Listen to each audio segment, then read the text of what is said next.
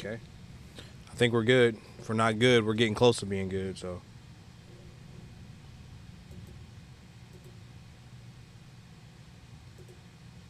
Just make sure everything's good on the TikTok side and we'll get started.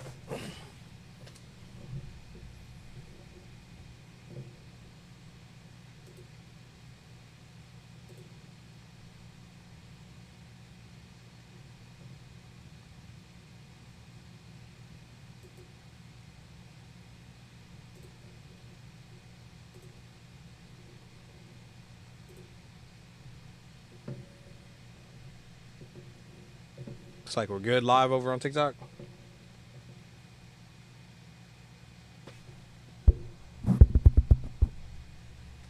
And that's the microphone over there.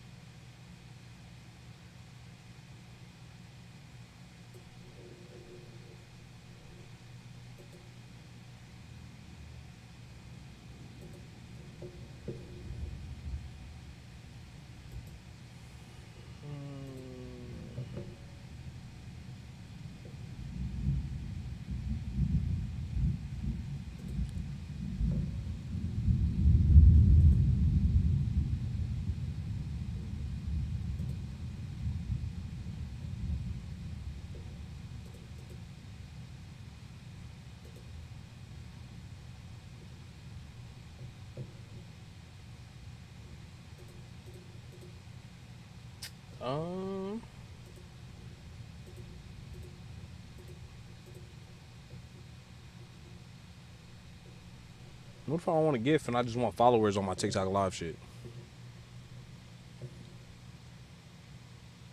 What if that's where we want to go?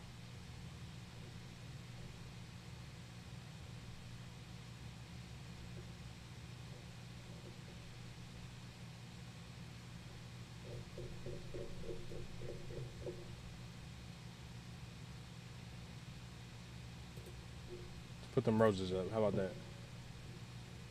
We want 50 roses, 100 roses.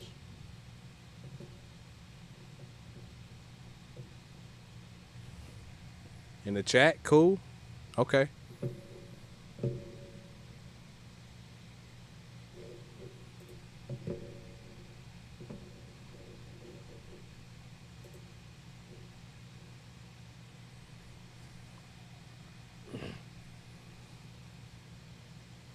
All right, looks like we're up and running everywhere else. So, what's up, ladies, gentlemen, and MBs, and welcome to the second episode of This Week in Gaming, your weekly gaming show where I recap everything that happened this week in gaming.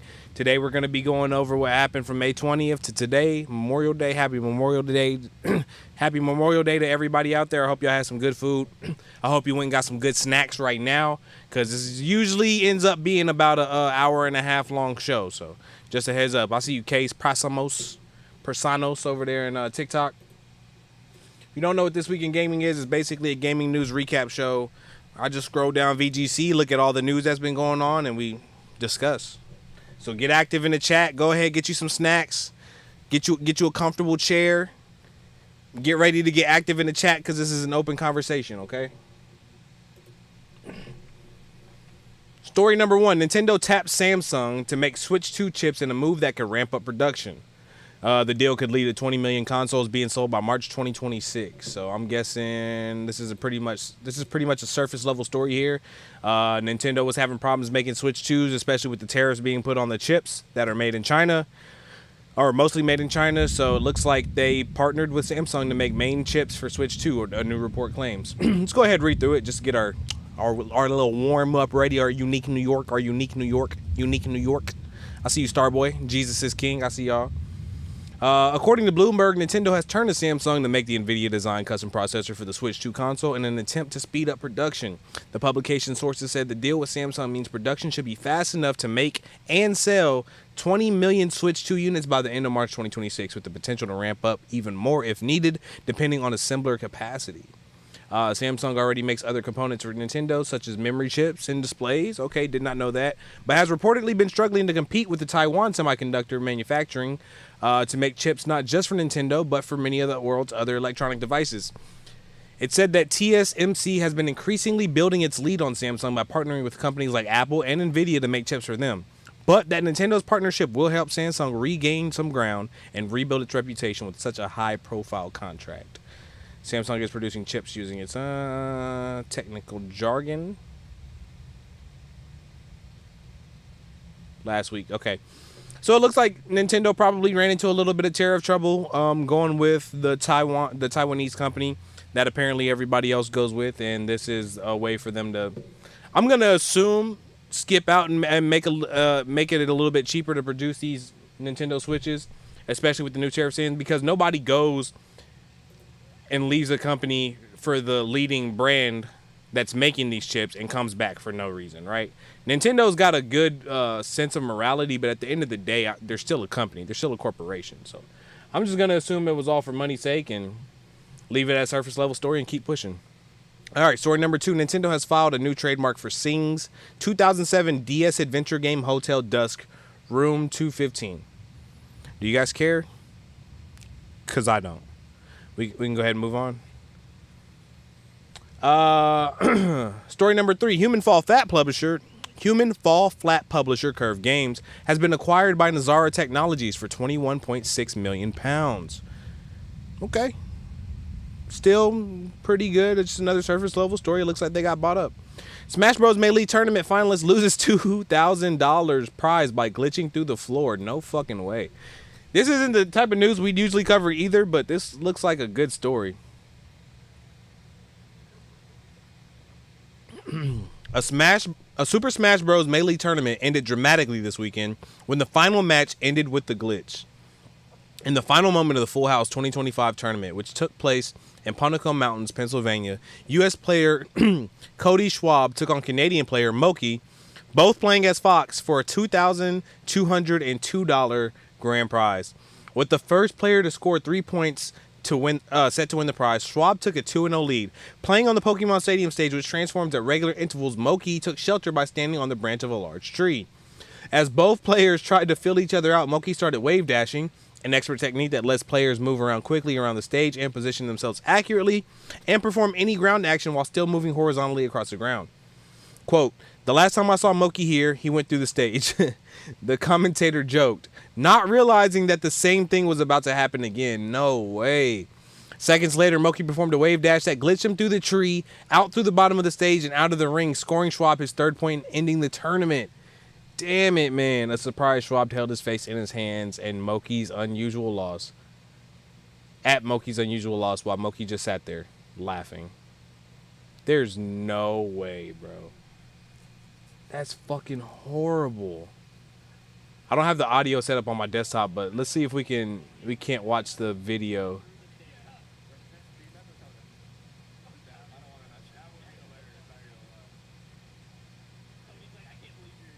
Yeah, he's in between those two branches there, just consistently wave dashing, trying to get a feel for him.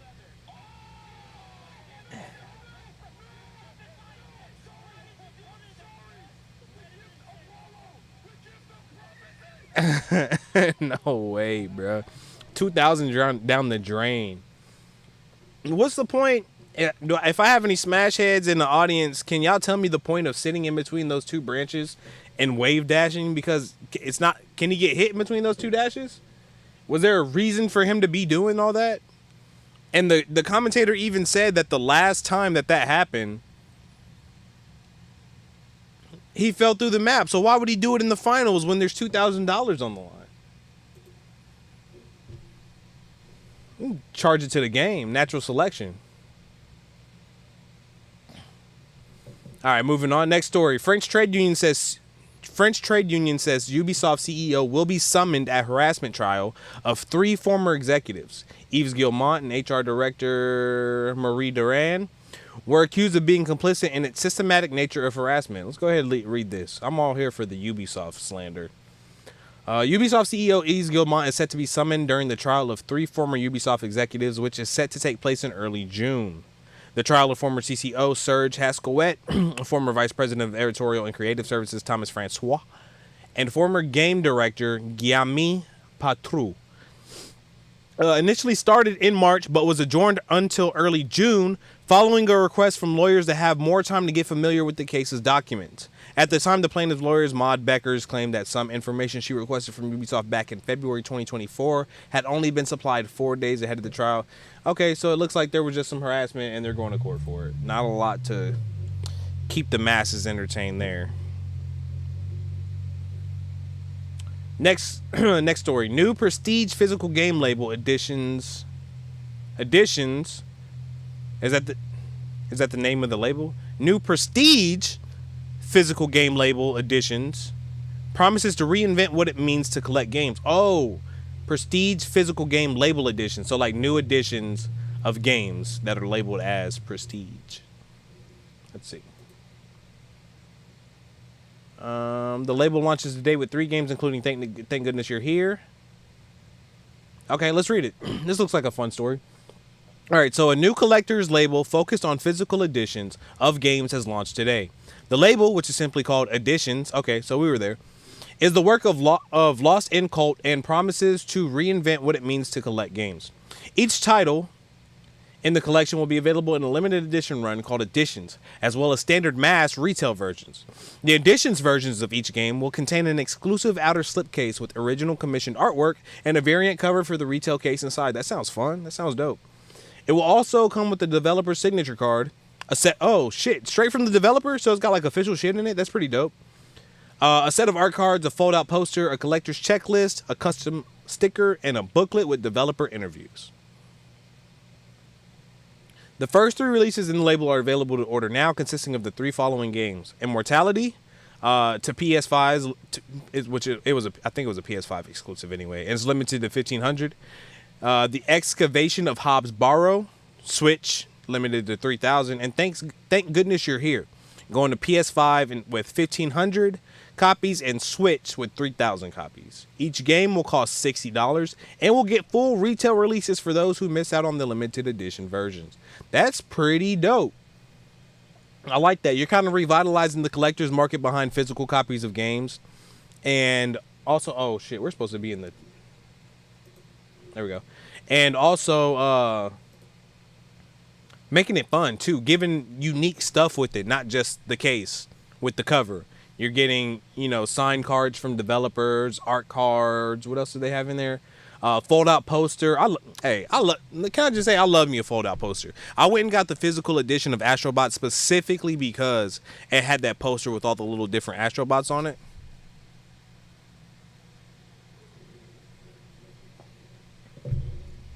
Let's see here.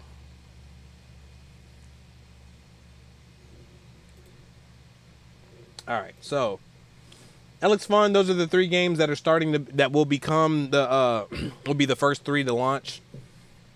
Oh, it continues. Sorry. Following the initial 3 game launches, a new edition title is set to release every month after skipping June, so as to not overwhelm collectors. The next release will be in July. The company is also working directly with Does It Play, a group that tests physical releases to determine whether they'll be playing in the future, to ensure each release will remain a usable product in the future. Our games will all... No thanks. Our games will all work straight off the shelf, ensuring they'll be playable today and into the future when servers may eventually switch off. This might be what we were looking for to get back into the collector, into the actual physical. I see you, Ayukard. Into the actual... This is a perfect story for you. Actually, I'll run it back a little bit. So there's this new company called Editions, and they're re-releasing games with limited edition covers, art books, art cards, stickers, signed developers. It's signed by developers. The first 3 games are Immortality, The Excavation of Hobbs Barrow, Thank Goodness You're Here. They're released at $60, and they're guaranteed to be played off the shelf and even into the future whenever, what do they say? I guess I could just read the screen, right? Here's the quote. Quote, our games will all work straight off the shelf, ensuring they'll be playable today and into the future when servers may eventually switch off. So that's perfect for you. Alucard, if you guys don't know, is big physical collector of video games, mostly retro games, but he's really big into the physical collecting of them. So that's a perfect story for you. They also said that they'll be having a new release every month too. So hopefully we get a lot of the, bigger games, or, the games that we actually, I'm not saying Immortality or Thank Goodness You're Here are bad games. I've heard only good things about them, but I don't want to play them. Next story, Stellar Blade 2 could be releasing sooner than expected. Let's go ahead and take a look into it. Now get the AAA companies to do that. I know, right? Yeah, well, they'll just want to charge more for it, but hopefully, if this thing starts showing how popular it is for what they're releasing it at, I could see it happening. Next story, Stellar Blade developer Shift Up has confirmed it's planning a sequel to the PS5 action game with a project release window that's sooner than many might have expected. In the company's latest financial results, it includes a graph showing its future plans between 24 and 27. It lists Stellar Blade's platform expansion and sequel. Assuming platform expansion refers to next month's PC version, which I would assume, that would suggest that Stellar Blade 2 could release as soon as next year, an unprecedented turnaround for a modern AAA game. Yeah, no shit, because nowadays AAA games take about 7 to 8 years to create. So for this to be coming out 2 years after the original would be pretty good, because you got to think realistically, if more people would just invest money into either renting out these Unreal engines or creating their own proprietary engine and then moving forward, making the sequels out of that same engine. Oh, I see you with the heart. I appreciate you, Alucard. And then move forward using the same engine. You would have so much more turnaround at such a little cost. Like, you could literally you create your engine or rent out the engine and create multiple games that take 2 to 3 years. It's the same thing that we've already been doing. I don't know how we got that far away from it, but I mean, history repeats itself. And this is one of the moments where history needs to start repeating itself, because every sequel to a successful game cannot take 8 to 9 years. Because by the time 8 to 9 years comes around, we're not interested in the sequel anymore. Or you get into the situations like Suicide Squad Kill the Justice League, where too many people have their fingers in the pie and they think that live service games are hot, and live service games were hot, but by the time the game comes out, they were hot 3 years ago, 4 years ago. You cannot, like, video game development is a big ass ship. It's not a scooter or a Fiat or a four-wheeler. It's a ship. It's a big barge. And when something in the industry shifts, you can start turning it, but you're not gonna hit a donut in it. It's gonna take months, maybe even years, to shift around and steer to try and hit those trends. So, which is good for the games that don't try to follow trends, the indie games that, actually have innovation. But for those bigger budget games, the ones that are aiming at the trends, if you could knock a game out in 2 years, it'd be a lot easier to hit those trends. Where were we? Shift Up is also working on another unannounced game referred to as Project Witches. This could be the urban sci-fi action RPG the company was previously said to be working on. Stellar Blade was released for PlayStation 5 last year. Shift Up has claimed the sales of the game have exceeded 1 million units worldwide. Cool. Let's see. Next story. Cyberpunk 2077 sequel features a second city that feels like Chicago gone wrong, reveals creator. I didn't even know we were getting a Cyberpunk 2077 sequel. Features a second city that feels like Chicago gone wrong. So Chicago, or Detroit. The creator of the Cyberpunk IP has revealed that CD Projekt's upcoming Cyberpunk 2077 sequel features a new city that feels like Chicago gone wrong. Interesting. Speaking at Digital Dragons 2025, our Talsorian Games founder, Mike Pondsmith, was asked about Project Orion, the sequel, that's being headed by CD Projekt Red's new North American arm, which has studios in Boston and Vancouver. Pondsmith revealed that he's not as involved with the second game as he was with 2077, but said he's keeping track of its progress. The game designer went on to claim that the sequel will feature Night City, as well as a second unspecified location. That'd be fire. To get to play in both cities, that's kind of the same thing that everybody's asking for GTA 6 to involve, is to just let us go between cities. Here's this quote. I'm not as involved directly, but I see the scripts. Last week I was wandering around talking to different departments and seeing what they had. Like, this is the new cyberware. What do you think? I spent a lot of time talking to one of the environment guys, and he was explaining how the new place, because there's another city that we visit, and I'm not telling you any more than that, but there's another city that we visit. Night City is still there.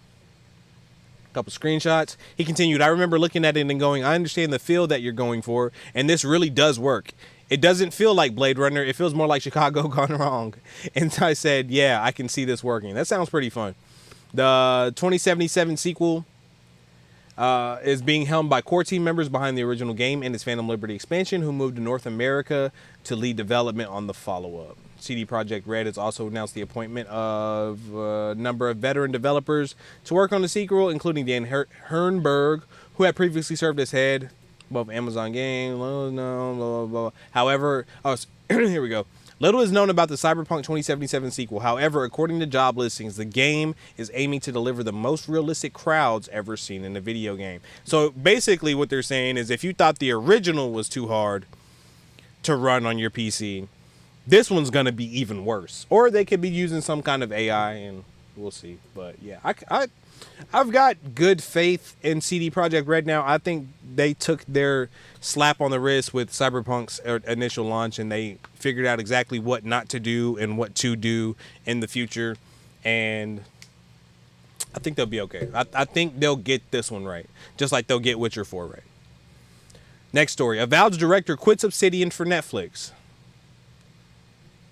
The surface level story, Avowed director Kerry Patel is joining Netflix's Night School studio. If you don't know, Netflix has been creating games, and Netflix has been starting up their own studios. So whatever happened at Obsidian after Avowed launch, I don't know if it was a good breakup. I don't know if it's a bad breakup. It just seems like a pretty surface level story to me, so I don't care. All right, this was 6 days ago. This was on March 20th, or May 20th. So this is Game Pass gets 2 more games today, including Police Simulator. We'll go ahead and run down this. 2 new titles have been added to Xbox Game Pass for cloud console and PC. Firefighting Simulator, The Squad from Astragan, is available to subscribers of the Game Pass Ultimate PC and Standard, and lets players experience what it means to fight fires up close as an active part of a major U.S. city's firefighting team. The second title is Police Simulator, also from Astragan, which is available to subscribe to the same tiers. All right, so you get Firefighter and you get Police Simulator on Game Pass, which is cool in case you wanted to be one of those public services. It also states that several games left Game Pass this month, including Brothers, A Tale of Two Sons, and Dune Spice Wars. So there you go. Not much there. Next story. Fortnite is back on the U.S. App Store after a 5-year court battle. This was 6 days ago.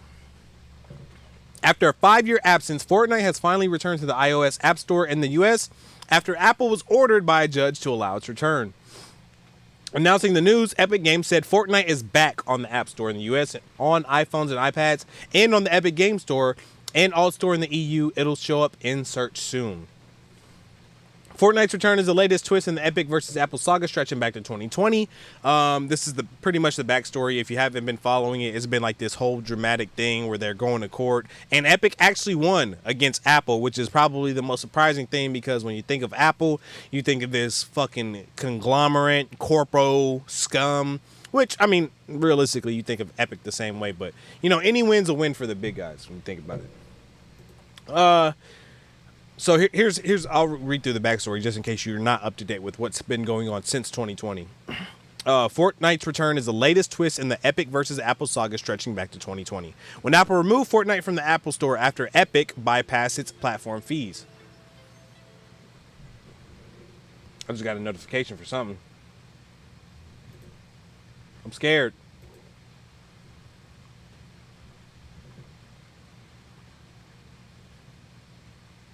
Something happened. Just moving on. Just keep going. Did the stream drop?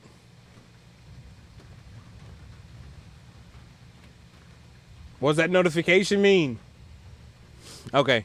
The latest development came after a U.S. judge ordered Apple to stop forcing the 27% Commission on payments earlier this month, stating that it had violated a 2021 injunction when it was ordered to allow external payment methods.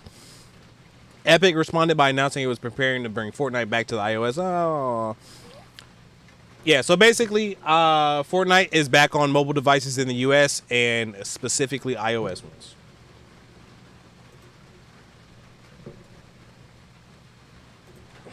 Doom: The Dark Ages is id Software's biggest launch ever, Bethesda says. The game reached 3 million players 3 million players 7 times faster than Doom Eternal, it claimed. Yeah, there was a lot of hype around this one. Doom: The Dark Ages is id Software's biggest launch ever, according to publisher Bethesda. In a post on the official Bethesda account on X, the publisher stated that the game had reached 3 million players since its release on May 15th. According to Bethesda, this not only makes the game the biggest launch in id's history, it also means the game reached the 3 million player milestone 7 times faster than Doom Eternal. The claim appears to contradict previous estimates by Superdata back in March 2020, which suggested at the time that Doom Eternal had hit the 3 million milestone by the end of March, a 10-day period given its March 20th release. These figures were estimates, however, rather than an official claim from Bethesda. Developer id Software previously claimed that Doom: The Dark Ages, which has no multiplayer mode and is entirely single-player only, would have a larger focus on story and would boast the best yet. The game takes place in between the events of Doom 64 and 2016 reboot of Doom. Okay, so cool. Look, hey man, I keep trying to tell y'all, single player games aren't dead. We know this as the players, but it seems like we're having the hardest time trying to get that across to the fucking corporations. This just basically proves it. This is literally, I mean, I know it's Doom and it has branding. It's not a brand new IP. It's backed by Xbox. It's created by id Software at Bethesda Games. So it's literally a popular kid at high school. It's not like it's coming out of nowhere and beating all these odds like Expedition 33. But single-player games are dominating the industry right now.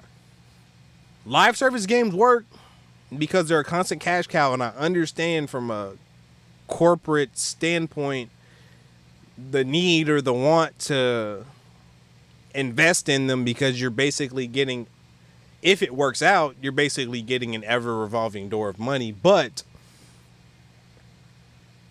how often do those games work out? Look at all the failures we've had. Look at everything besides Destiny, Destiny 2, Fortnite, Call of Duty, which is even struggling in its own right now, and Marvel Rivals. Every other live service attempt has been floundered by, I mean, and it's not even just that they're bad games. It's just that at the end of the day, we only have so much mind share. We can only give so much of our attention and our time to these multiplayer games that are literally engineered to require all your time. And when you don't have the time to do that, your next best bet is to go to, or whenever you do take a break from those games, you're not taking a break from those games to play another multiplayer game that's also engineered to take all your time. You're playing the games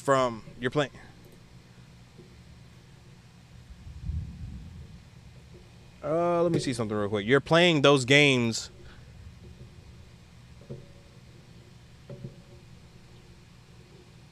Sorry, I keep getting notifications talking about my stream is not live, but it's obviously live.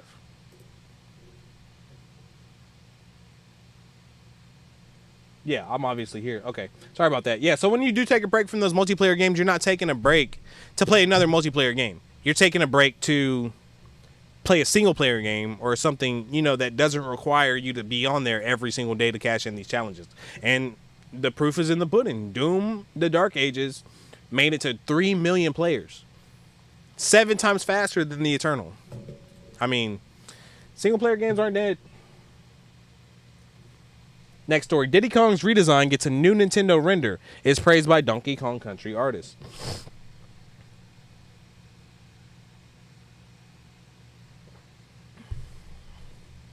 A new render on the Nintendo website gives users a better look at Diddy Kong's redesign. And this is right next to Donkey Kong's redesign. So is he going to be in the new game? That's promising, right? The render which can be seen on the character. Damn. All right, let me restart. The render, which can be seen on the characters page of the store section of the US Nintendo website, shows Donkey Kong running and Diddy holding onto his shoulders. It's been known for some time that Donkey Kong has been given a redesign, but all we've seen of the new Diddy until now is a separate low-resolution render, which has been added to the Nintendo site last week. This new render gives a better look at the new Diddy Kong. When the low-res render was released, Kevin Bayless, who came up with the original design for Diddy Kong when he worked at Rare, gave his blessing, saying on X, quote, "Thank you, Nintendo, for improving your Diddy Kong character and being sympathetic towards my original design. They both now look better than ever. I can now rest in peace." It's wholesome as fuck. Other aspects remain unknown, however. Last week's low-res render appeared to show that Diddy Kong's, we got to be more specific about who we're talking about. Diddy Kong's cap, that still sounds like Diddy Combs though. This is sketchy territory.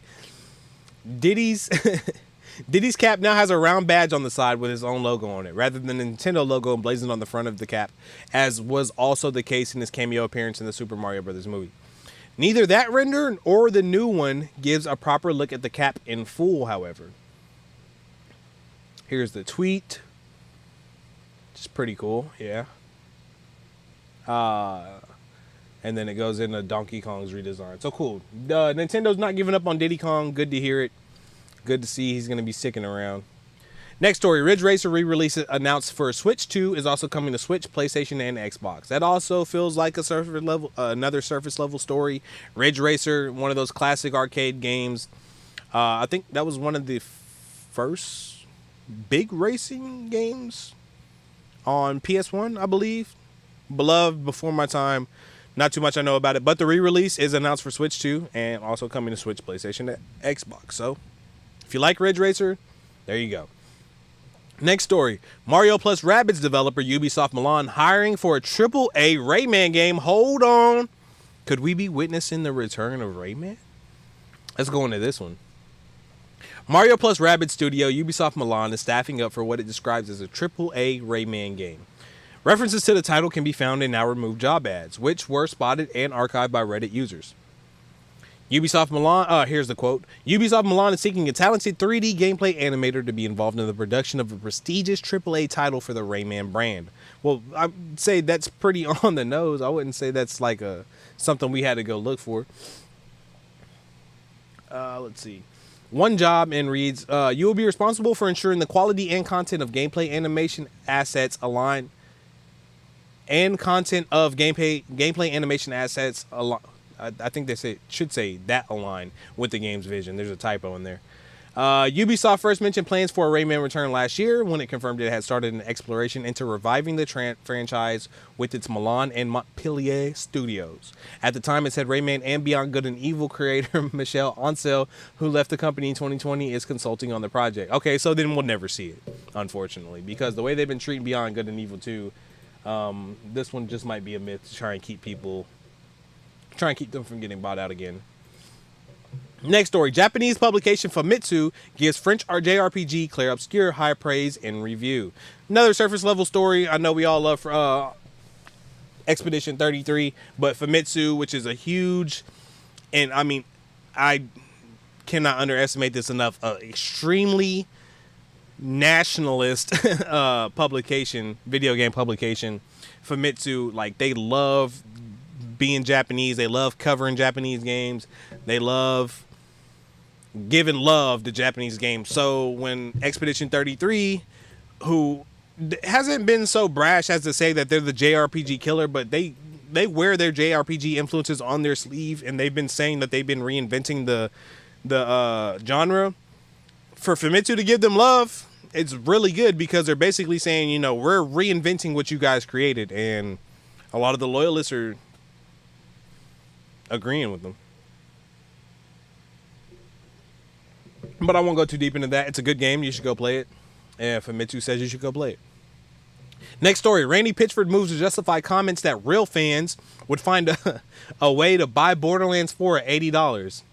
I just love when every time Randy Pitchford pops up in the news, it's always some shit. And it's always some shit where he's basically telling you why you should be playing his game, or why your worries about you not being able to play his game are irrelevant. Let's see if this is the same thing. Gearbox Entertainment CEO Randy Pitchford has attempted to explain recent comments that true fans would find a way. True fans would, quote, find a way to buy Borderlands 4 if it ends up costing $80. If it ends up costing $80. Earlier this month, Pitchford was asked by a follower on X not to make the game $80, to which he replied, "That was not my call." He then added, quote, "If you're a real fan, you'll find a way to make it happen. My local game store had Starfight for Sega Genesis for $80 in 1991. When I was just out of high school working minimum wage at an ice cream parlor in Pismo Beach, and I found a way to make it happen." I mean, I'm of two ways about this, because at the end of the day, he's not lying. If you really want to play the game, you're gonna find a way to make it happen. But that's also, as a COO or the head of a game, that's like that guy from Blizzard who back in the day when everybody was upset that one Blizzard game was going to be on phones or a mobile game only, at the conference he was like, "Well, don't you guys have phones?" It's kind of given the same energy. Like, at the end of the day, like, you cannot be so out of touch that, like, tariffs are making the price of everything go up. Everything's more expensive. Now, one of the main ways that we use, I mean, obviously, especially as gaming fans, but let's not forget that COVID just got done, and literally the entire gaming industry boomed by like a 70% in growth. So people who have not even been gamers before are now gamers. So this thing that we use as escapism is also getting more expensive, so we can't even escape properly from the stress of our daily life. And then when somebody asks you, please don't make it $80, even just fucking around or just being straight up serious, you're like, well, you'll find a way if you can. Like, you're not a fucking corpo getting paid. You know what I mean? Like, moving on. Pitchford's comments went relatively unnoticed at the time, but have become more widespread this week, with some players criticizing the suggestion that players who can't afford the game aren't true fans. That's what I'm saying. Like, because you can't make it happen means you're not a true fan. In a new post on X, Pitchford was linked to a video from a recent Borderlands 4 Q&A saying, "If you want the truth, here it is." In the Q&A, Pitchford was asked how much Borderlands 4 will cost and claimed, "I don't know, and that is the truth." Okay. He then explained that while it's important to make sure games are priced properly, the increased costs of game development and manufacturing are creating an issue where price increases have to be considered. Quote, "And it's an interesting time, right?" he said. "On one level, we've got a competitive marketplace where people want to, or the people that make those choices want to, sell as many units as possible. And they want to be careful about people that are price sensitive. So there's some folks that don't want to see prices go up, even the ones deciding what the prices are." The quote continues, "There's other folks accepting the reality that game budgets are increasing, and there's tariffs for the retail packaging, and it's getting gnarly out there, you guys. Borderlands 4 has more than twice the development budget than Borderlands 3. More than twice. So the truth is, I don't know what the price is going to be. I don't know what we will be opening. I don't know that we will be opening pre-order soon, and that will be when the price is set." God damn, that was a hard sentence to get through. So there you go. I mean, at the end of the day, what he had to say was that if you can't afford it, you might not be a true fan. And he has no control over whether or not it's going to be more expensive. So let's see. Pitchford went on to say that Gearbox's aim is to make sure the game feels like value for money, regardless of the price, meaning that if it does end up costing $80, it's important for the player to feel like it was money well spent. "I think that Borderlands 4, here's a philosophy we have. Whatever the price is, we're entertainers," he said. "Yes, we want to get more resources so we can make bigger and better games. There's a reason why Borderlands 4 is so awesome. It's because you guys showed up and supported Borderlands 3. And we had the budget, so we can make more than double the budget, feel confident in that, and that's awesome. When the revenue comes in, we could spend it to make bigger games and better games. As artists, we want everybody to have it. We want to make it as easy as possible for everybody to enjoy what we're creating. So it's a weird thing, but the fundamental philosophy is we want people to buy it." So, okay, yeah, it's just kind of repeating itself at the same point. So moving on. Shigeru Miyamoto finally explains why Nintendo redesigned Donkey Kong. I don't think they would have had to explain that. We're just moving on to a new generation, right?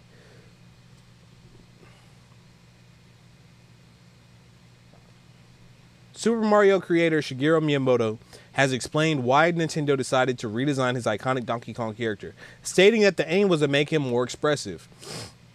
The first hints that Nintendo was looking to retool Donkey Kong came with the Super Mario Bros. Movie back in 2023. A more striking redesign was then spotted in the debut footage of Mario Kart World earlier this year. And since then, Nintendo has replaced a plethora of marketing items with the new Donkey Kong look.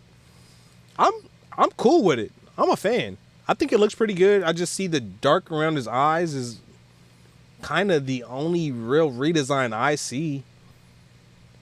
Nintendo then officially announced Switch 2 title Donkey Kong Bonanza in April, along with the official reveal of Donkey Kong's new design, which appears to be a cross between the Virgin scene in the Super Mario Bros. Movie and that scene in pre-Donkey Kong Country artwork. Now speaking to IGN, Miyamoto has discussed the redesigned Donkey Kong for the first time.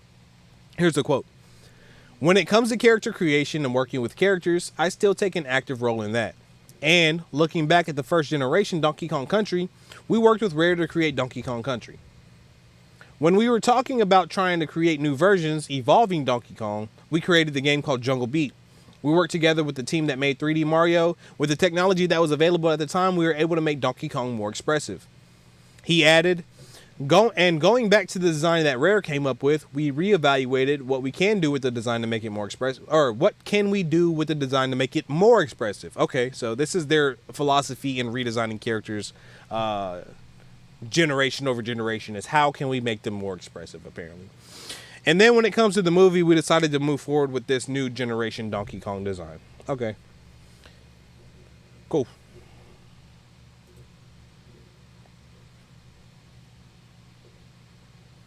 Moving on, next story. Xbox's Hellblade 2 is officially coming to PS5 this summer with PS5 Pro enhancements. Okay. See what the enhancements are. Senua's Saga Hellblade 2 is officially coming to PS5 this summer, Microsoft has announced. The game, which was released for Xbox and PC in 2024, will be released on PlayStation 5 to celebrate its 1-year anniversary. No specific release date was listed. The PS5 version of the game will also include new features that will come to PC and Xbox at the same time as a free patch. However, these weren't detailed. Okay. Quote, Senua's Saga's Hellblade 2 arrives optimized for PlayStation 5 and PS5 Pro Enhanced, with added features and immersive haptic feedback for new ways to experience the award-winning and critically acclaimed next chapter of Senua's story, according to PlayStation Store listings for the game.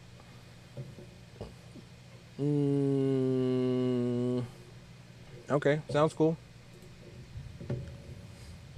Hellblade 1 was on PlayStation. I think it might have even been a PlayStation exclusive for a little bit before it came to Xbox, and then Xbox eventually bought out the company that developed it. So,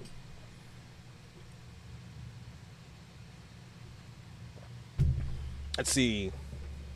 Next story. Oblivion Remastered was April's best-selling US game. Forza Horizon 5 leapt from 42nd to 2nd due to PS5 release. That's cool. Pretty surface level story there. Oblivion Remastered sold good. Next story. Mario Kart World was originally intended for Switch 1, Nintendo reveals. Well, yeah, it's because there was no Mario Kart release on Switch 1, and Switch 1 was around for 10 years. Next story. Lies of P's expansion will allow players to replay old bosses and introduces a boss rush mode. That sounds fun. The Battle Memories mode will offer 5 levels of difficulty for each boss. Move on to the next page. Page 2, with only 2 pages left, that means we're going to go ahead and take a break here. In the future, when I'm better at this, I'm going to have ads in this spot. But for right now, I just got to go use the restroom. I'll be back. 2 pages left. We're halfway through the week.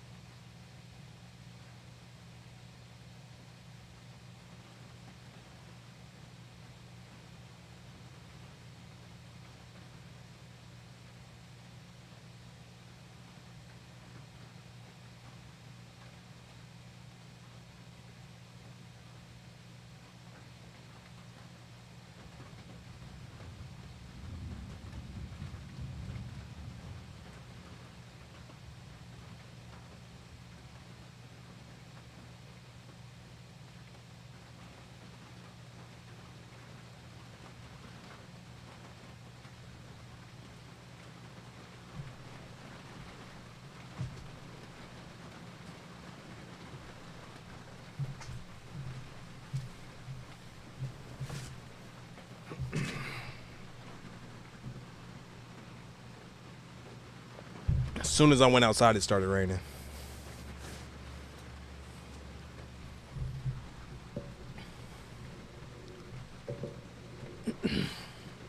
As soon as.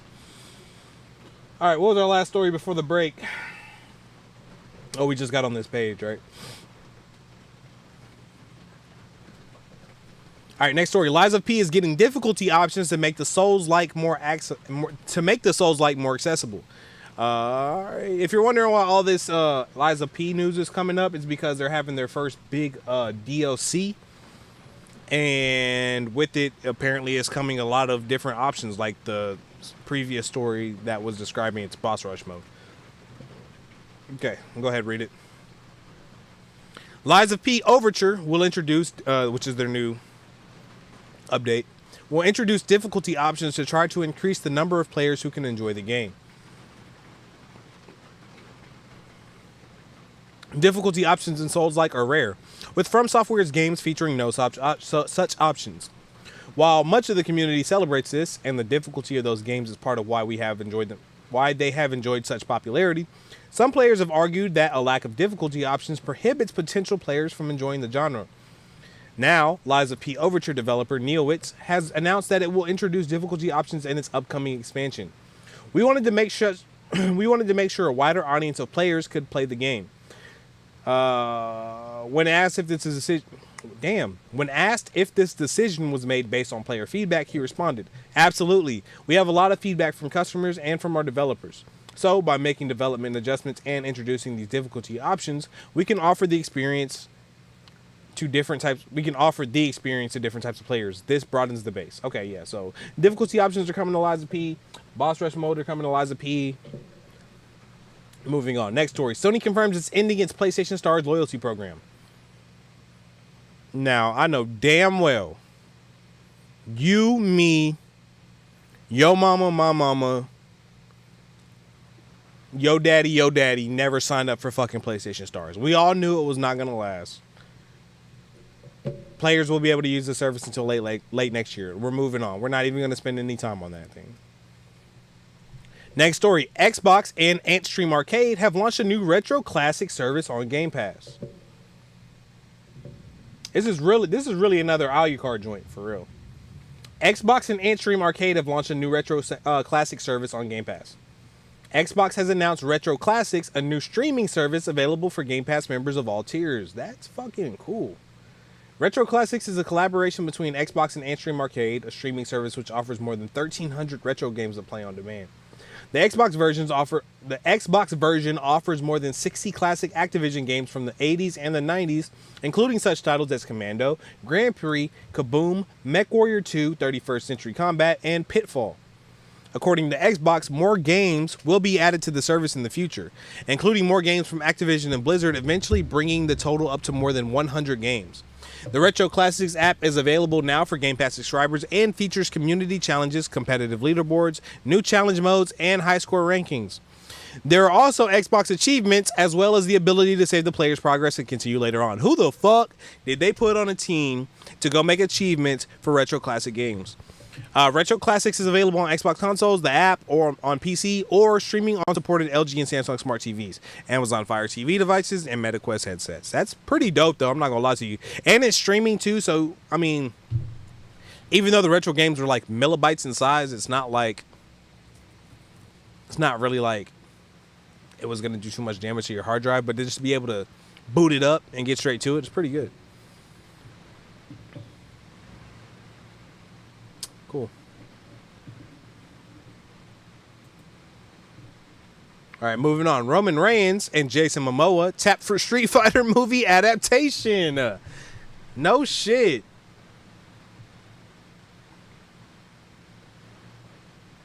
Several actors are in talks to star in an upcoming Street Fighter adaptation from Legendary Pictures. Uh-oh. Andrew Koji from Bullet Train, Jason Momoa, a Minecraft movie, Game of Thrones, Noah Centineo, Warfare, and Roman Reigns from Fast and Furious Presents Hobbs and Shaw, but mostly the WWE, are all in talks to join the project, according to Deadline.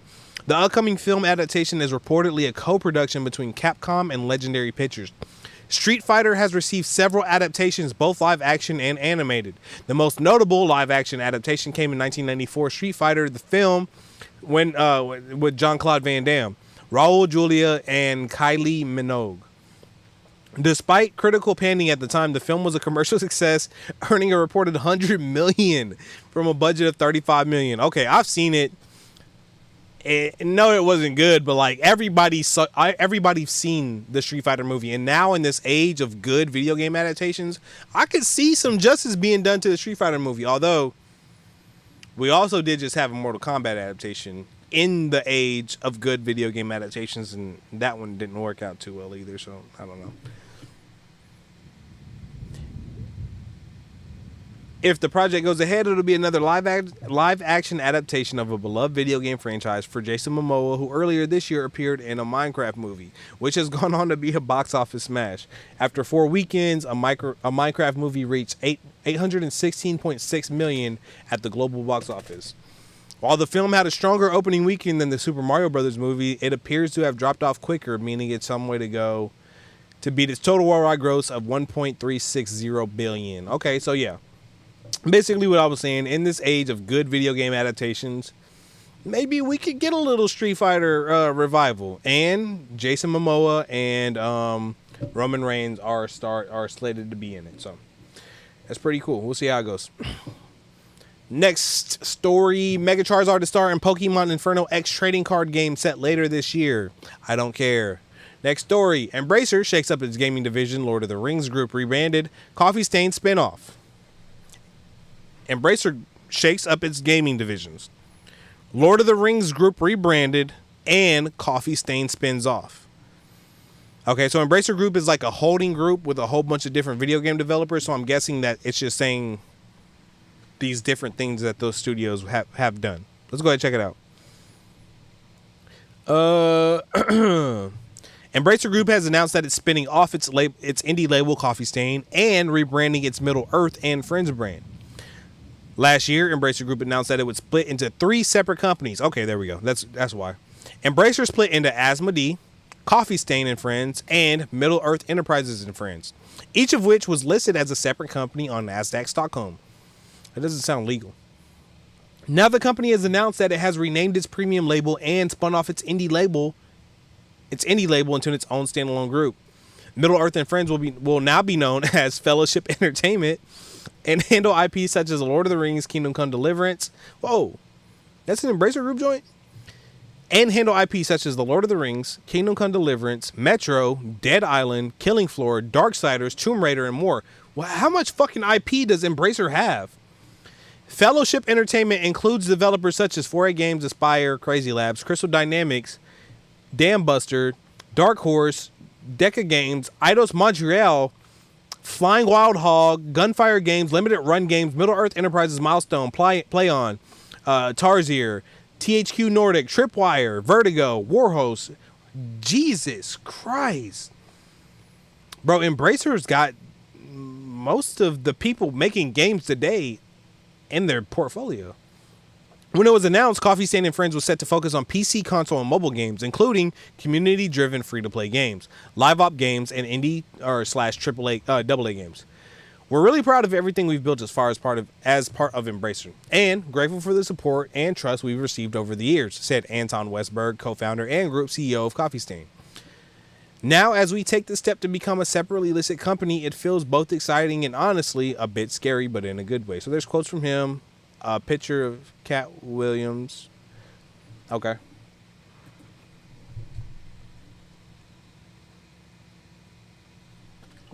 Excuse me. Next story. Monster Hunter Wilds X Street Fighter 6 collab is coming next week. What the hell? What the helly? What the heliante? Hold on.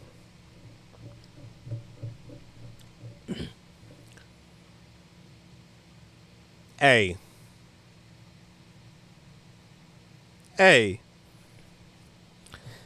Monster Hunter Wilds collaboration with Street Fighter 6 is coming next week.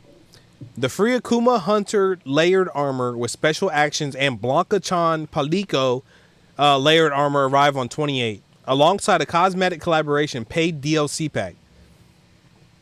That looks fire. The cosmetic pack includes Street Fighter costumes for Alma, such as Chun-Li, as well as emotes and more cosmetic items. You can watch a trailer showing off the new crossover content below. Should we watch it? You think we'll get DRM'd? We'll just keep the sound off. Let's watch it.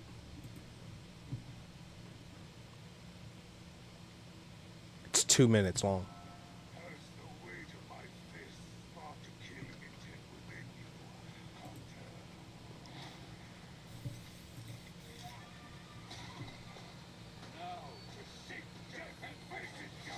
Yeah, so you throw that Akuma armor on, it makes you look just like the character.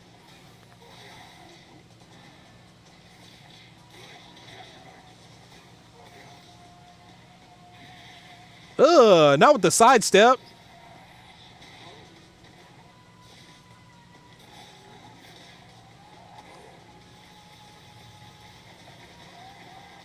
It looks good too.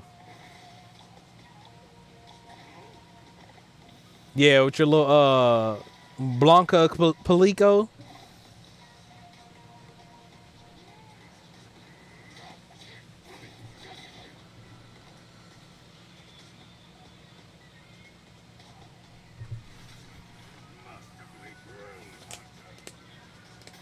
Gave him voice lines and everything.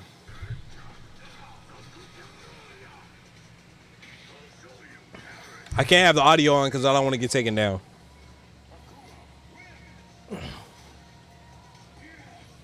But not only do we have Akuma, come on, you know what we came here to see.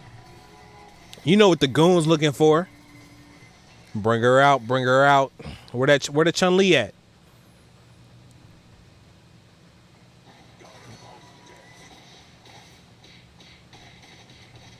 We live in a world where trailers have post-credit scenes now.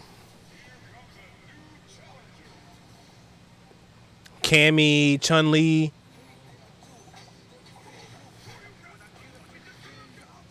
You got Shoryukens. Okay, that's cool, man. Let's play it. I like when Capcom collabs. They just had a Street Fighter collaboration with somebody else too. Overwatch 2 got Street Fighter skins. Monster Hunter Wilds is now Capcom's fastest selling game. This is all editorializing. Cool though. It looks fun. Next story. Bungie bosses pitched Destiny 2 subscription before it was vehemently shut down by devs, it's claimed. Destiny 2 subscription. That seems like a surface level story. I won't go too deep into it. Bungie bosses pitched a Destiny 2 subscription before it was shut down by developers. So yeah. Oh, well, let's get into it because Bungie bosses would be what? Sony, right? And the actual developer said, not no, but fuck no. That's according to a new video detailing the troubles faced by the Marathon and Destiny studio Bungie, which is owned by Sony and is currently developing the extraction shooter Marathon. Has been in the firing line recently after a prominent controversy. That was them stealing somebody's art. Earlier this month, Scottish artist... Oh, that's just the controversy. Following this, the developer began a live stream that was originally planned to feature a new gameplay for Marathon, with the news that the company was reviewing all of its artwork following its latest plagiarism controversy. Now, in a video from Destin Legary, it's claimed that among other alleged issues at the studio, including a toxic work environment, it's claimed that Bungie bosses at one point pitched a subscription-based model for Destiny. That would have fucking sucked. One ex-staffer reportedly told Legary that everything happening to Bungie is because of greed, and that at one point cosmetic items that could be earned by the player were almost canceled by management because they worried that the items, which could be acquired for free, would impact microtransaction sales. Another former employee is claimed to have said that Bungie being folded into PlayStation is the path forward. Marathon is set to release on September 23rd on PlayStation 5 and Xbox Series. Bungie has confirmed that the game is a premium product to the studio has yet to... Okay, well, it didn't even go much into what the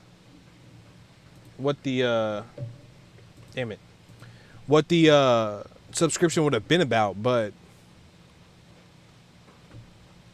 yeah, I guess we didn't get a lot of information there. I kept reading like with an elevated tone, thinking about, I'm like, eventually I'm gonna hit the point where I'm like, oh shit, and then nothing happened. Moving on, Sifu is one of 3 free games on the Epic Game Store this week. Sifu is an excellent game. If you have not played it, I would highly recommend it. I mean, it's literally one of those ones that we were just talking about earlier. With it was an indie game. Well, I don't know if Slow Clap's an indie studio, but one of those games that innovated in the genre and was helping to push the medium forward. Whereas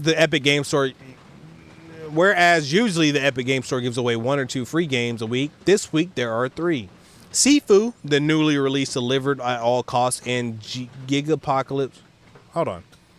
Sifu, the newly released deliver at all costs, and Gigapocalypse are the latest free games and are all now available to claim for the next 7 days. Wait a minute, I wanted to play deliver at all costs. How long ago was this? 22nd? What's today, the 26th? Okay, I might have to get on the Epic Game Store then, because I definitely wanted to play deliver at all costs. And Gigapocalypse. The games replaced Dead Island 2 and Happy Game, which were last week's free games. The timer to redeem each game will end on May 29th. Yeah, I gotta sign up. As is also the case, the Epic Game Store free weekly game offer allows players to claim the games with no other purchase necessary. The game will then permanently be added to the Epic Game Store library. In VGC's review of stylized action game Sifu, we call it, that's just the editorialization of when Sifu came out. Sifu is a fantastic fucking game. Deliver at all costs looks fun, and I don't know what Gigapocalypse is, so. It's starting to rain outside. I don't know if y'all can hear that or not. I might have to turn the gain down.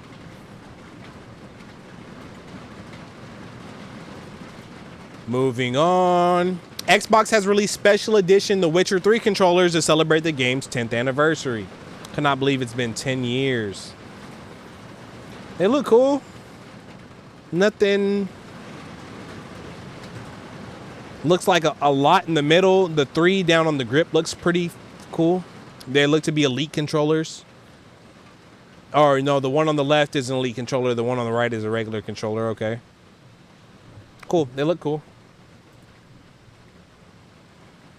Moving on, Sony's next PlayStation State of Play will reportedly be coming in June. Surface level right there. These are usually conjecture, where there's smoke, there's fire kind of things. But Sony's next State of Play reportedly coming in June. Stick around. We'll see if we get anything in concrete, and then we'll report on it, of course. Moving on, to celebrate Pac-Man's 45th anniversary, Bandai Namco reveals Shadow Labyrinth's maze sections. Shadow Labyrinth is that game coming out where that's kind of like the Dark Souls 2D Pac-Man game. I know it sounds crazy if you haven't seen it, but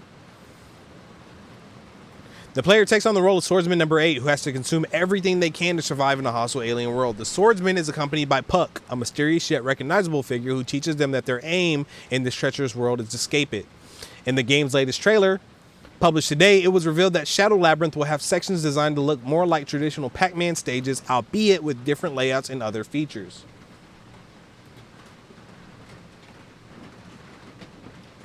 Let's see. We'll watch this one too. So this is showing their maze bits. Let's go ahead and take a look.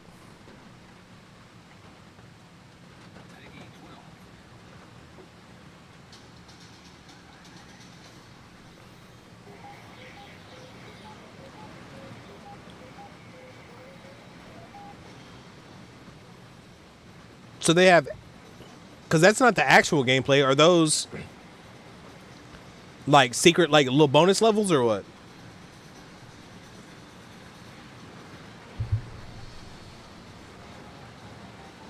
This is not the game I was thinking about. Whoa. Alex gonna play it.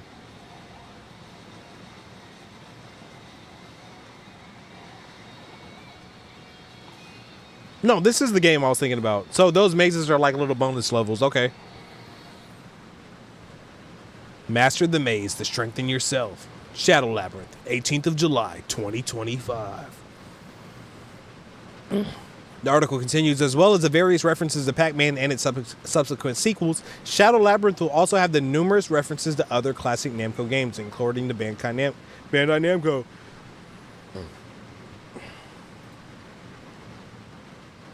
Moving on. Years later, the FTC has finally dropped its fight against Microsoft. That fucking thunder sounded so close, bruh.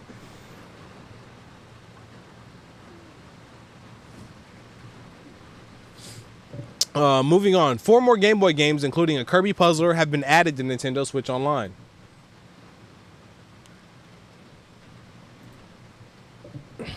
If you care, we'll just go through it real quick. Nintendo has added 4 new Game Boy games to its Nintendo Switch Online retro game library. Kirby Star Stacker, Survival Kids, Gradius, the Interstellar Assault, and finally, The Sword of Hope. If you're a Kirby on Game Boy kind of guy, or a girl, or NB, some good news for you there. Last page, let's go ahead and knock it out. Damn, that's a lot of stories. Metal Gear Solid Delta opening cinematics debut, new version of the Snake Eater theme. This is another video thing, definitely another one that you need to listen to as well as watch. You can find that on Konami's YouTube. It's basically the reimagining of the opening theme of Metal Gear Solid Snake Eater, which is it's like really James Bond inspired, but they redid it in all their brand new assets. It looks really good. Next story, Ex Machina director Alex Garland to helm Elden Ring movie for A24. Now, this is something that has been rumored. Is this the official, this is happening? Because I've heard a lot of rumors, but never anything solid. Alex Garland will write and direct a live-action Elden Ring adaptation, it has been announced. A24 and Bandai Namco Entertainment will produce a film which has no release window. According to Deadline, Peter Rice is set to produce a film alongside Andrew McDonald, Alan Reich from DNA, George R.R. Martin, and Vince Gerardis. Martin, who worked on the original game, provided some of the game's backstory and world building alongside series creator.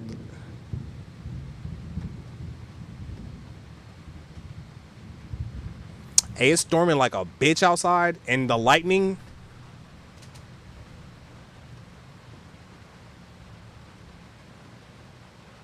Okay, that lightning's far. But the last 2 were close as fuck, so I'm trying to hurry up and get up out of here.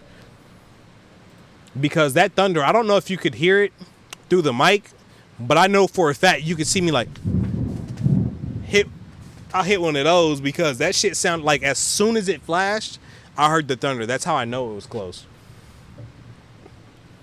Moving on, Alex Garland has previously wrote and directed Annihilation, Men, and Civil War. He also wrote 28 Days Later, Sunshine, both of which were directed by Danny Boyle. Garland and Boyle recently reunited for 28 years later. So there you go. If you know Alex Garland and you're familiar with his work, he has been chosen to create the Elden Ring movie. Next story, Days Gone Remastered has a new patch which attempts to fix PS5 Pro issues. Let's see. We'll go ahead and lay it out because just in case you were looking to buy it, let's go ahead and see what the issues were, and let's see what the patch is aiming to fix. When the remaster was released last month, players reported issues with the PS5 Pro version of the game, which developer Sony Bend says now have been resolved.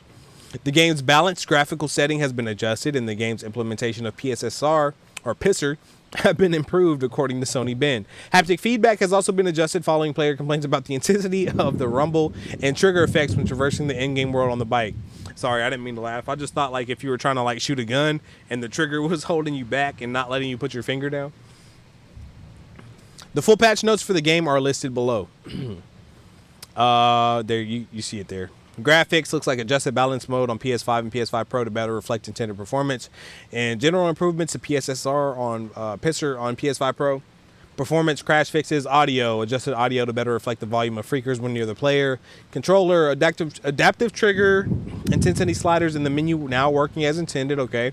Strength of resistance while riding the bike has been reduced. Yeah, so that trigger was beating y'all's asses, basically. And here's the dev note for that. We cut the intensity in half for a more comfortable ride across a broken road. And other localization options, UI improvements, fixed repeating, yes, blah, blah, blah. Something to look into if you're thinking about getting the Days Gone Remastered, apparently, and didn't because of those issues or stopped playing because of those issues. Apparently, the patch fixed it. Next story, Peter Molyneux explains why his infamous Kinect game Project Milo was never released. If you don't know what Project Milo was, Project Milo was a Kinect game made from the same guy who was the creative director of the Fable games, Notorious Non-Truther, because he never really lied. He was an emphasizer. Molyneux saw Kinect as a gaming device, not a party device, because he didn't want to prance around like a twat. Peter Molyneux has shed new light on his unreleased Xbox 360 Kinect experiment. Project Milo came about and why ultimately never saw the light of day. During the Nordic Game Conference in Sweden this week, former Bullfrog and Lionhead founder Molyneux was asked during a Q&A what happened to Project Milo, also known as Milo and Kate, which had players using Kinect's camera and microphone to talk to a young boy. It's not as creepy as it sounds. Basically, what had happened was the trailer for it was a lady standing in front of the TV using the Kinect, the 360 Kinect, and Milo, the kid that she was talking to on the game, was supposed to be like an AI that we're just now figuring out today, where they could react to everything you say. And in the trailer, Milo says, "I'm hungry" or something, and the lady in real life picks up a sandwich and she hands it to the Kinect, and Milo grabs the sandwich in the game. Like, it was so obviously not real, but they were passing it off as like real gameplay. Moving on. According to Molyneux, when Kinect was first shown to him by Microsoft engineer Alex Kipman, the device had a huge field of view which could see the entire room. And while Molyneux thought it was incredible, he didn't want to use it for energetic party-like games. He said, "What do you think?" He said, "What do you think?" And I said, "Well, firstly, when we did the demo, he was jumping all over the room. I'm a gamer. I don't want to play games standing up," Molyneux recalled. "That's the first thing. It doesn't appeal to me. I want to sit back. I want to smoke what I smoke, and I want to drink what I drink, and I don't want to prance around like a twat." That's insane. Deciding to think of a more sedentary way to make use of Kinect, Molyneux took inspiration from his 7-year-old son Lucas, and the way that children at the time are particularly receptive to taking on new information. Quote, "Anyone who's a parent will probably experience this," he explained. "There was this moment where you realize you're crafting, inspiring a human being. Wouldn't it be an incredible thing to create a game around that feeling? Wouldn't it be incredible to create an experience around that, about inspiring, in Milo's case, a boy that was contentious in itself because, of course, lots of people are going to go to the dark side with that idea." Yeah, no shit. Molyneux then went into more detail on the development of the game, including how they got around the voice recognition by cheating, whereas today it's almost a solved problem with the likes of AI chatbots, before explaining why it was ultimately never released. According to Molyneux, the first blow was that the Kinect shown to him was eventually downgraded significantly, affecting the possibilities of the game. Okay. "Unfortunately, as we were developing Milo, so the Kinect device was being developed," he said, and they realized that the device that Alex Kipman first showed off would cost $5,000 for consumers to buy. So they cost reduced the device down to such a point where the field of view, I think it was a minuscule field of view. In other words, it could only see what's right straight in front of you. Not according to that, what's the movie? Not according to that Paranormal Activity movie. The final death knell for Project Milo in Molyneux's eyes, however, was when Microsoft decided to market Kinect as a party device rather than a gaming device, something he had already colorfully explained he wasn't in favor of. Well, there you go. The death blow of Milo, which still breaks my heart to this day, was that it was decided that Kinect shouldn't be a gaming device. It should be a party device, he explained. You should play a sports game with it or dancing game with it. So it just didn't fit into the Microsoft portfolio, and unfortunately, the project was canceled. Molyneux concluded that nobody ever saw the complete experience because Project Milo was ultimately never finished. But it was a magical thing, he said. What was so magical about it? It wasn't about heroes and aliens coming down. There wasn't this end of the world narrative scenario. It was just you. It was just experiencing what it's like to hang out with someone that loves you. That's so sweet. It's fucking coming down outside.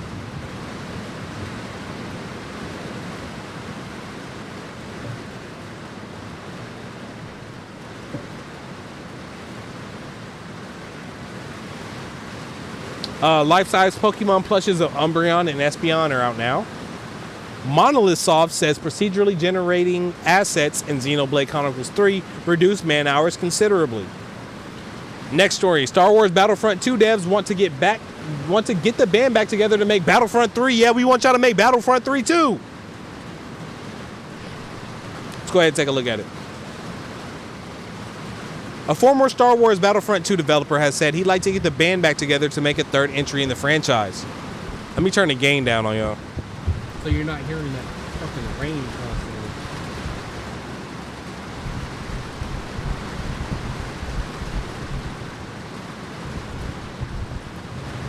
It's not working, is it? A former Star Wars Battlefront 2 developer has said he'd like to get the band back together to make a third entry in the franchise. Star Wars Battlefront 2 has recently enjoyed a surge in popularity due to the game's Reddit and TikTok communities encouraging lapsed fans to return to the game. EA released Battlefront 2 in 2017, but eventually ended support for the game in 2020. Now, following its renewed popularity, a former developer on the game has said that he and several other former developers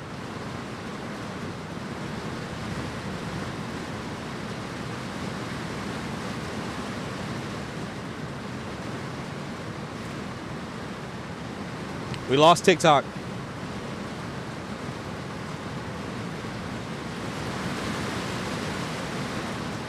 Now, following its renewed popularity, a former developer on the game has said that he and several other former developers would love to work on a third game in the franchise. I think that's pretty much where we're at, though. I mean, at the end of the day, there's nothing really said about it other than they want to do it.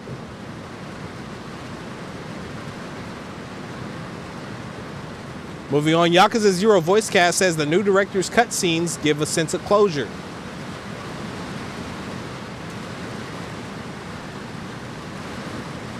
Let's see. The original Japanese voice cast for Yakuza 0 have shared their opinions on the new scenes added to the upcoming director's cut. The new director's cut will be released on Switch 2 on the console's launch day on June 5th. Oh, yeah. And will feature around 26 minutes of new cutscenes. The official YouTube channel for developer Ryuga Gotoku Studio has published a video with the game's original Japanese voice cast who returned to voice their new scenes. As translated by Automaton, Kazuma Kiryu's voice actor, Takaya Kuroda, said he felt the plot for Yakuza 0 had some loose ends that he and the fans of the series were curious about. Kuroda said that when he received the script for the new director's cut scenes, he thought they were refreshing and that fans will agree they bring a sense of closure to some of the loose ends. Goro's voice actor added that the new scenes featuring his character make it clearer that although he has a scary appearance, he's kind-hearted on the inside. According to Yugaki, the new scenes make it clearer how dearly Majima holds Makoto and how much he wants to protect her. These Japanese names are fucking me up, y'all. Finally, Hitoshi Ozawa, who voices that person, said there are new scenes which help to better explain the relationship between Kuze and Kiryu, giving more depth to things the original game briefly mentioned but didn't discuss in more detail. Kuze's new line gave me a sense of, oh, so that's how things are between them, Ozawa explained. Cool. New voice lines give a sense of closure, so actually making it a true director's cut in the sense of the word. Not just a remaster. The next Nintendo Direct will reportedly drop around Switch 2's launch. That's good to know. Pretty surface level story there. Capcom strengthens game development muscle with new Osaka base. What does that mean? That sounds scary. Capcom's already one of the best in the game right now. Capcom plans to have a new game development building by 2027. Capcom is planning to further strengthen its game development capabilities by building a new base next to its current headquarters in Osaka, Japan. The new building is planned for completion in 2027. The company said in a financial call this week, reported by GameBiz. And Capcom also intends to acquire land nearby to build a future development base. Capcom already operates from okay, so they're basically just building a new studio, and it's only going to help them in the long run. Heard. Sony, next story. Sony tipped to announce PS5 Pro and PS5 discounts this week. Sounds fun. Especially with everybody else's shit just going up in price. PS5 Pro is reportedly set to receive its first official discount this week as part of Sony's annual Days of Play. That's according to gaming sleuth Bill Kuhn, who regularly reveals PlayStation promotions before their official announcement. That is true. Bill Kuhn is usually on top of his game. According to Bill, Days of Play 2025 will kick off this Wednesday, May 28th, and see the standard PS5 console slashed by almost €100 in Europe. PlayStation 5 is said to be set to receive its first official discount. Meanwhile, at $50 off the Pro. So it's a leak, it's a rumor, but they're looking at $100 off the base PS5 and $50 off the PS5 Pro. In addition, the PSVR 2 headset will reportedly receive a $50 discount, And a selection of DualSense controllers will apparently be available for $55. Sony will also reportedly announce a roster of Call of Duty Black Ops 6 hardware bundles. I don't see how they could do that unless Microsoft is allowing them to, but okay. But there you go, discounts. In a world where every console is more expensive than it was when it came out, discounts feel good. Hellblade 2 is finally getting a physical version alongside its PS5 port. We reported on that earlier. WRC rights return to Namcon after EA's Codemasters in Rally Game Development. I remember that. And finally, Nintendo Switch 2 console spotted at U.S. retailers ahead of launch. There we go. We're getting close, y'all. Switch 2's getting close. All right. It's storming like a summer bitch outside. I want to shut everything down because I'm in something with the metal roof right now and I'm scared. But thank you for tuning in for another episode of This Week in Gaming, our weekly gaming news recap, brought to you by your host, Watch Banks. Please, if you haven't already, make sure you follow me on TikTok, YouTube, or subscribe to me here on Twitch. We do this weekly, every Monday at 7 p.m. Central Standard Time, where we recap the gaming news. So thank you for everybody who tuned in. Sorry for losing TikTok about halfway through.